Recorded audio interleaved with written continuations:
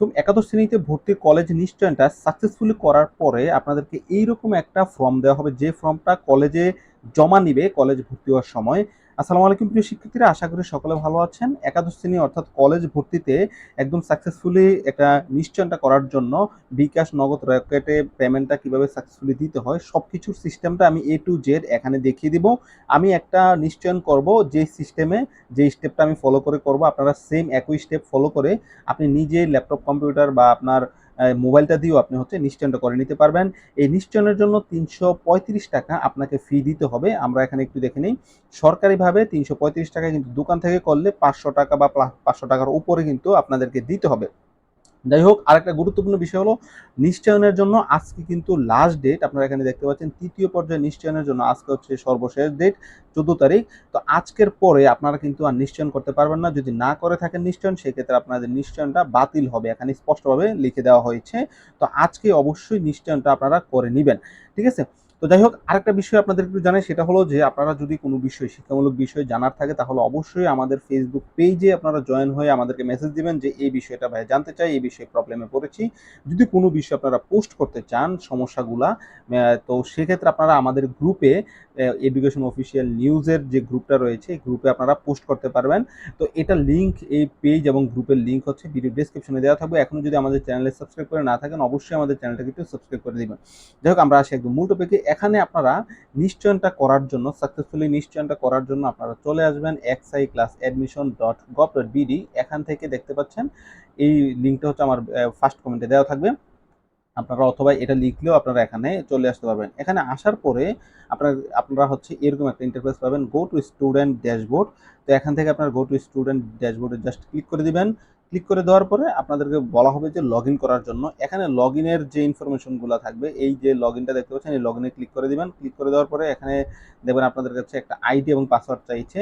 তো এই আইডি এবং পাসওয়ার্ড, এটা হলো আপনারা যখন ফার্স্টে যে মোবাইল নাম্বারটা দিয়ে এখানে আপনারা অ্যাপ্লিকেশনটা করেছিলেন, সেই মোবাইলে একটা এসএমএস এর মাধ্যমে আইডি এবং পাসওয়ার্ড কিন্তু দিয়ে দেওয়া হয়েছে। সেই আইডি এবং পাসওয়ার্ডটা আপনারা এখানে বসিয়ে দিবেন। বসিয়ে দিয়ে আপনারা জাস্ট এখান থেকে লগইন অপশনটাতে ক্লিক করে দিবেন। তো আমি লগইন অপশনে ক্লিক করে দিলাম। লগ ইন অপশনে ক্লিক করার পরে আপনারা এখানে এখানে স্টুডেন্টের সকল ইনফরমেশন দেখতে পারবেন। আপনারা আপনাদের ইনফরমেশনগুলো মিলিয়ে নেবেন। এখানে আপনাদের ইনফরমেশন সব কিছু ঠিক থাকার পরে আপনারা বাম পাশে উপরে কর্নারে জাস্ট, যদি মোবাইলে দেখেন তাহলে ক্লিক করবেন, অথবা যদি ল্যাপটপ বা কম্পিউটার হয় জাস্ট আপনাদের মাউসটা এখানে নিলেই দেখবেন যে এখানে একটা অপশন চলে আসবে নিশ্চয়ন। আপনারা এই নিশ্চয়ন অপশনটাতে ক্লিক করে দিবেন। নিশ্চয়ন অপশন ক্লিক করার পরে আপনি এখানে আপনার কলেজের পর্যায়, কোন কলেজে নির্বাচিত হয়েছেন এগুলা, তারপর পছন্দের প্রাধিকার, এই সব কিছু কলেজের রিলেটেড আপনি পেয়ে যাবেন। তো এখানে আমি তৃতীয় পর্যায়ের আবেদনটা করেছিলাম, এই কলেজে নির্বাচিত হয়েছি এখানে দেখাচ্ছে। প্লাস এখানে আপনার প্রাধিকারটা দেখাচ্ছে পছন্দের অগ্রাধিকার, মানে আপনার পছন্দের অগ্রাধিকারে কোন কলেজে কয় নাম্বার কলেজটাতে আপনি সিলেক্টেড হয়েছেন। আমার প্রথমটাতে আমি সিলেক্টেড হয়েছি, তো সেই জন্য এখানে ১ দেওয়া রয়েছে। তো এখানে আরও একটা অপশন রয়েছে, এখানে দেখতে পাচ্ছেন যে আপনি যদি পরবর্তী পর্যায়ে অন্য প্রতিষ্ঠানে অটো মাইগ্রেশন হন, তবে বর্তমান প্রতিষ্ঠানে আর ফিরে যেতে পারবেন না, ঠিক আছে? এখানে হ্যাঁ অথবা না, ঠিক আছে? যেহেতু তৃতীয় পর্যায়ে এখন পর্যন্ত সর্বশেষ পর্যায়ে, সেক্ষেত্রে এর কিন্তু অটো মাইগ্রেশনের আর কোনো সুযোগ নেই, বা অটো মাইগ্রেশন হলে আপনার কলেজে আসবে এরকম কিন্তু আর সুযোগ থাকছে না। তো সেক্ষেত্রে অন অফ কোনটা ম্যাটার না। তবে যদি কোনো ক্রমে চতুর্থ পর্যায়ে দিয়ে দেয়, সেক্ষেত্রে তৃতীয় পর্যায়ের জন্য একটা সুবিধা থাকছে যে অটো মাইগ্রেশনের। তো নির্বাচন নিশ্চিত করুন অপশনে ক্লিক করবেন, করার পর এখানে হা অথবা না চাইবে, সেম একই কথা বলা হয়েছে।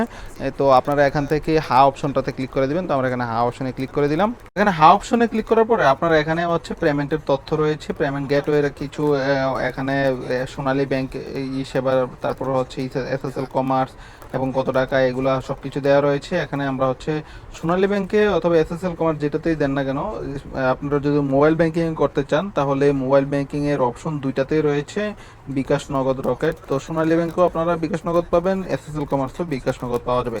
তো আমরা এখান থেকে সোনালী ব্যাংকের যে পিএলসি পেমেন্ট গেটওয়েটা রয়েছে, এটা আপনারা সিলেক্ট করে দিব, ঠিক আছে? এটা করার পরে এখানে একটা নোটিশ দিবে, সেটা হলো যে আপনি যদি একবার অগ্রসর হন, সেক্ষেত্রে আর বাতিল করতে পারবেন না। যদি বাতিল করেন, সেক্ষেত্রে আপনাকে 2 মিনিটের জন্য আর এই পেমেন্ট গেটওয়েতে ঢুকতে দেওয়া হবে না।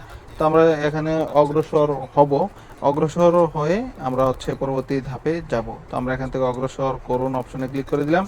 অগ্রসর করুন অপশনে ক্লিক করার পরে আপনি এখানে পেমেন্ট গেটওয়ের কিছু অপশন পেয়ে যাবেন। এখানে Sonali bank card, mobile banking, internet banking যাবতীয় সব কিছু এখানে পেয়ে যাবেন।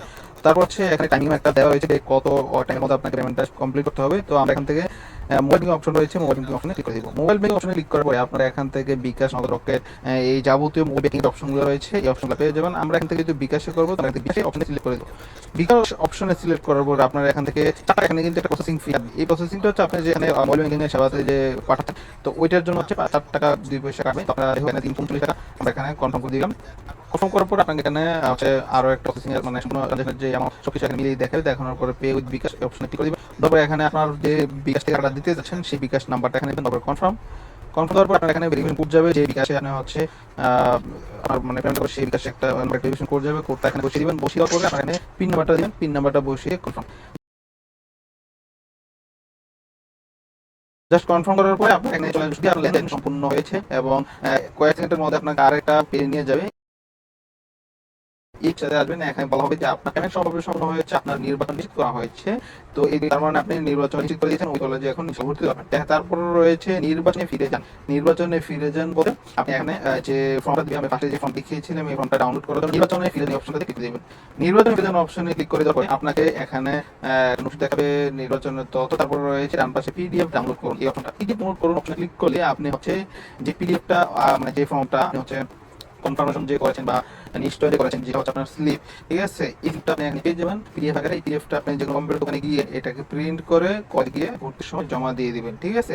এই আসলে হচ্ছে সম্পূর্ণ প্রসেসটা খুব ইজি। আমি একদম স্টেপ বাই স্টেপ দেখি, আপনারা ইনশাআল্লাহ পারবেন কি না পারবেন তাহলে অবশ্যই কমেন্টে অথবা আমাদের ফেসবুক পেজ আমাদের আপনারা হচ্ছে জয়েন হয়ে আমাদেরকে মেসেজ করে জানিয়ে দেবেন, অথবা আপনারা আমাদের গ্রুপে জয়েন হয়ে যে সমস্যাটা এটার পিকচার অথবা ভিডিও আপনারা দিতে পারেন, ঠিক আছে। তো সকাল আলাদা সুস্থ থাকবেন, আমাদের পেজে এবং আমাদের গ্রুপে জয়েন হয়ে যাবেন। যারা এখন সাবস্ক্রাইব করেন প্লিজ সাবস্ক্রাইব করে আমাদের সাথে পেয়ে যাবেন। সকল বিষয় আপডেট হওয়ার জন্য সকলকে ধন্যবাদ। আসসালামু আলাইকুম।